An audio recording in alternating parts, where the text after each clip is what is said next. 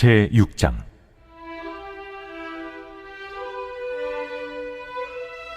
너희는 여호와의 말씀을 들을지어다.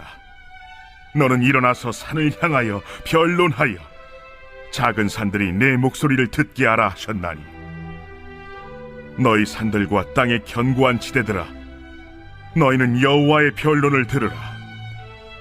여호와께서 자기 백성과 변론하시며 이스라엘과 변론하실 것이라. 이르시기를, 내 백성아, 내가 무엇을 네게 행하였으며 무슨 일로 너를 괴롭게 하였느냐? 너는 내게 증언하라.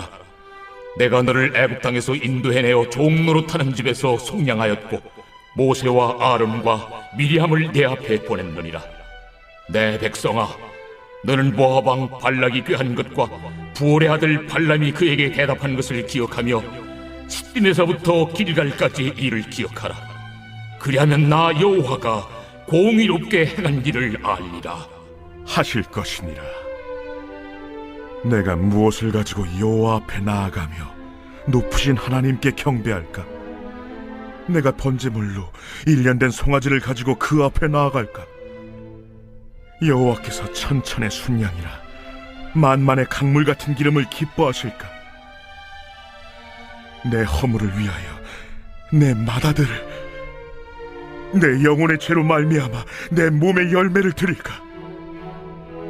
사람아, 주께서 선한 것이 무엇임을 내게 보이셨나니, 여호와께서 내게 구하시는 것은 오직 정의를 행하며 인자를 사랑하며 겸손하게 내 하나님과 함께 행하는 것이 아니냐.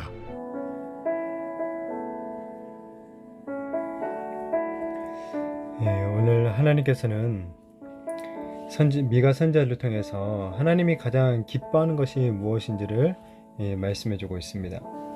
우리는 무엇인가를 열심히 하기는 했지만은 이 대상을 잘못 파악하거나 아니면 방향 설정을 잘못해서 아무것도 이루지 못하는 그런 헛수고를 했을 때 이제 우리가 보통 헛다리 짚었다 라는 그런 표현을 사용하기도 하죠.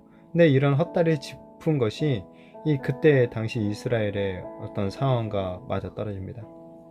하나님은 그런 그들을 갖다가 하나님의 법정에 세우시고 하나님의 뜻을 분명히 말씀해 주고 있는 거죠. 미가 선지자는 이스라엘을 피고색에 세운 다음에 하나님이 그들에게 소송을 제기하셨음을 선언합니다. 그래서 2절에 보면 이제 변론하실 것이다 라는 그런 표현은 법적인 의미를 담고 있는 거죠. 산들과 땅의 견고한 지대들을 이 증인으로 소환하신 하나님께서는 도대체 자신들이 잘못한 것이 무엇인지, 자신이 그들을 괴롭게 하거나 그들에게 짐이 된 적이 있는지를 따져보시는 거예요. 하나님이 자신의 결백을 주장하시고 있는 거죠.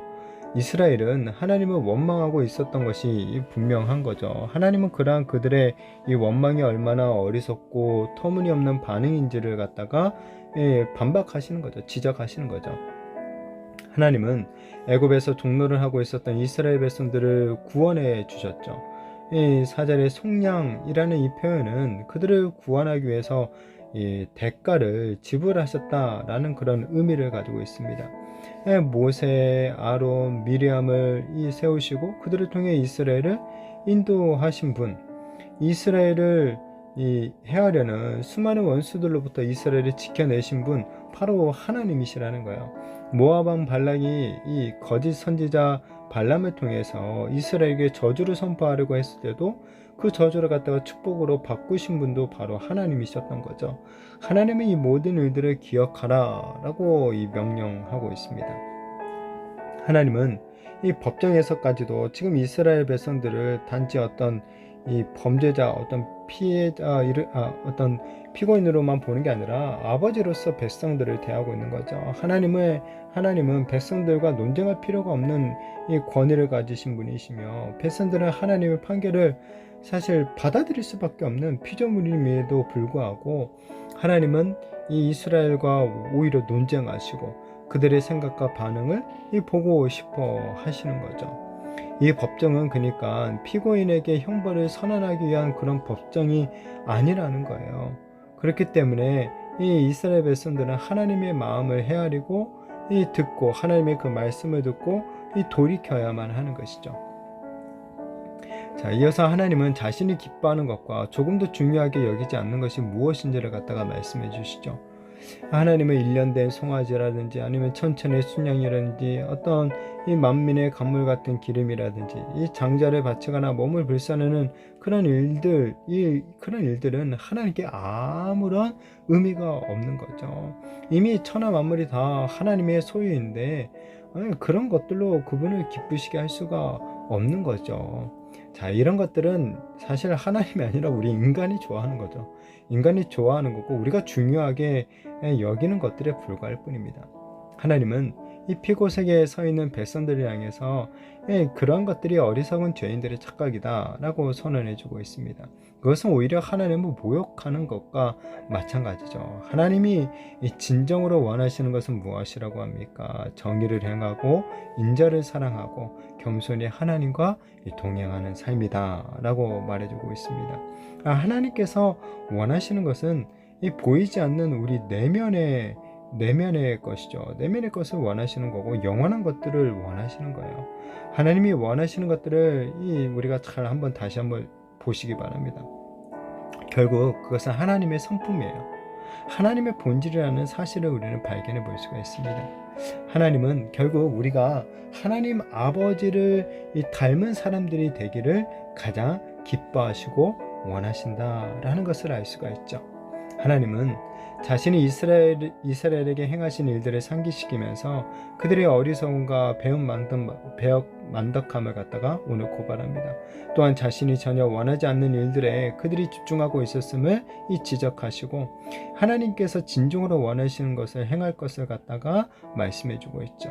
하나님은 이 질책과 호통 속에서도 여전히 그들을 아끼시는 그런 마음을 우리는 또 볼 수가 있어요. 이 시대를 살아가는 우리 역시 어쩌면 하나님의 법정에 서 있는 것과 같다라고 볼 수가 있겠죠. 우리는 하나님의 마음을 잘 헤아려야 되는 거죠. 하나님께서 진짜 원하시는 건지 무엇인지 우리는 잘 깨닫고 그것을 순종을 해야겠죠. 바라기는 우리가 다른 어떤 것보다도 정말 하나님께서 원하시는 정말 하나님께서 원하시는 정의를 행하고 인자를 사랑하고 이웃들을 사랑하고 겸손하게 하나님을 동행하는 그런 삶을 살아가는, 그래서 정말 하나님 앞에 칭찬받는 저와 우리 모든 성도님들이 되시기를 예수님의 이름으로 축복합니다.